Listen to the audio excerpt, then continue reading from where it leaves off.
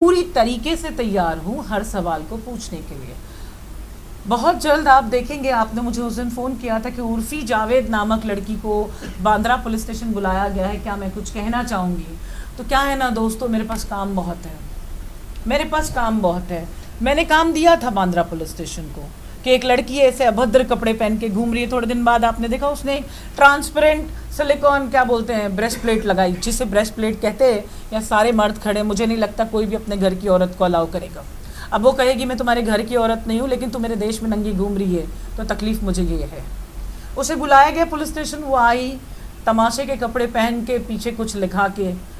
अब पता नहीं कॉकरोचेस की डॉन होगी तो लिखवा के आई थी वो।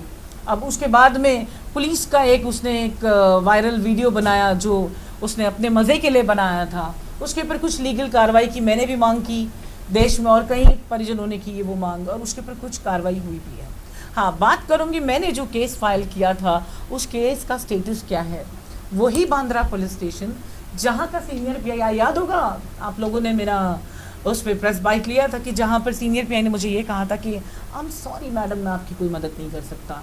बट देखिए ना, फॉर्चुनेटली हमारे देश का कानून सबके लिए कितना सामान्य है कि मैं कोर्ट से ऑर्डर लेकर आई, और अब उर्फ़ी जावेद को बराबर बांद्रा पुलिस स्टेशन के चक्कर काटने पड़ रहे हैं ताकि वो क्लैरिफिकेशन दे कि वो ऐसे क्यों घूमती है। और उसने जिस तरीके की धमकियाँ मुझे दी, वो उसने धमकियाँ किस बेस पे दी।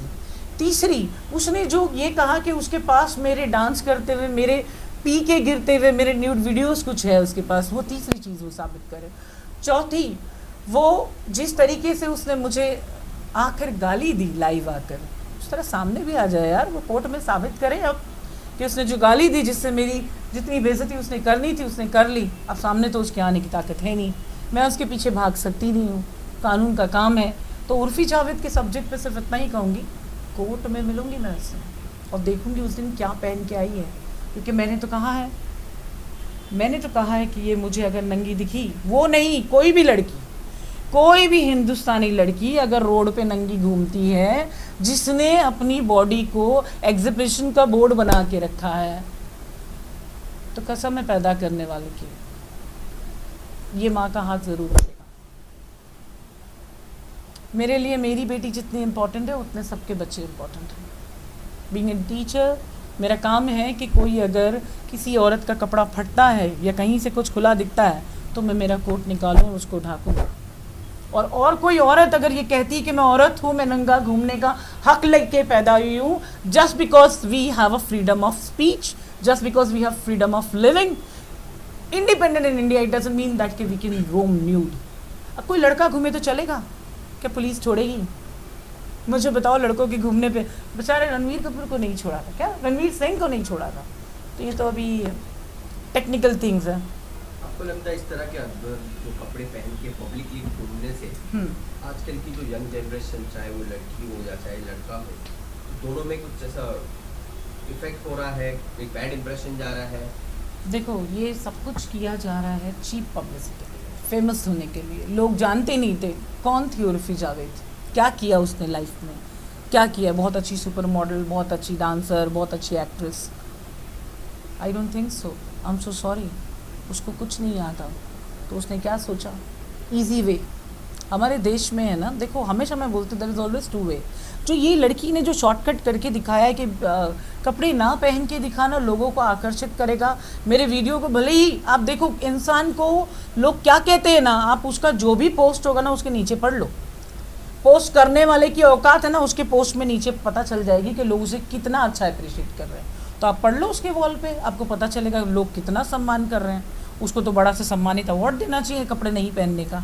इस तरीके की चीज़ें करने से अगर वो कमा रही है पैसा, 4 पैसे वो जिस भी तरीके से कमा रही है, उसके जिस तरीके के वीडियोज़ हैं, जिस तरीके से वो ट्रोल होती है, आजकल की जनरेशन ये सोचेगी पैसा कमाने का ईजी एंड शॉर्टकट वे है कपड़े नहीं पहनना।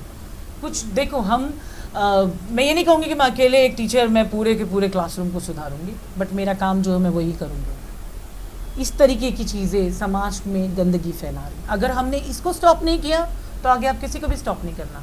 अभी हम इसके लिए स्टॉप नहीं कर रहे हैं, पूरे कपड़े मतलब पूरे कपड़ों को ना पहन के रस्सी, चांदी का वर्क, फूल सब हो गया, अब ब्रेस्ट प्लेट पे आ गए जो कि ट्रांसपेरेंट थी। ठीक है, फिर पूरी तरह न्यूड आएंगे, फिर बोलेंगे कि अब कुछ बचा नहीं है करने के लिए, तो एक्टिविटी के लिए क्या करेंगे, है ना Sachin? Being as a director she must be having more creativity, है ना, कि अब क्या करना है।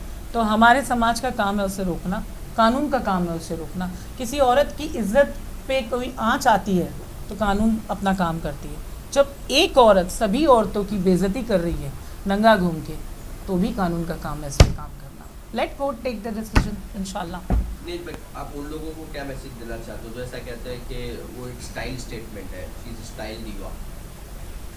Does it call a style? मुझे आप अमिताभ बच्चन के मुंह से, आप शाहरुख खान के मुंह से, आप ऐसे किसी बड़े एक्टर के मुंह से ये कहला के बता दो कि does it called a style. अगर यही स्टाइल है तो उसको फिर लीड रोल दे दो किसी का अपकमिंग मूवी पे। If it's really a style, Urfi Javed को लोग ट्रेंडी और स्टाइलिश कहते हैं, तो बोलो करण जौहर को उसको कास्ट करने के लिए, that's called the trendy style. Sonam Kapoor के ऊपर हो गया उसका स्टाइल, तो उसको कास्ट करें। जिस दिन वो किसी पिक्चर में लीड रोल करेगी ना, तब उसकी ये गंदगी को स्टाइल बोलना, जब तक का नहीं इसको चीप स्ट्रिक बोलना। क्या बोलोगे? Cheap strict. ये वो चीप स्ट्रिक है कामयाब होने के लिए। देखो जिनके पास कुछ नहीं है ना, वो कपड़े निकाल देते हैं।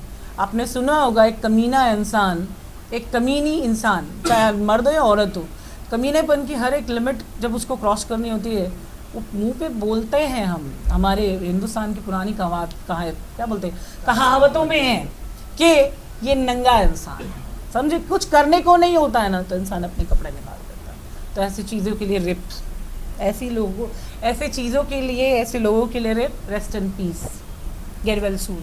तुम्हें इलाज की ज़रूरत है।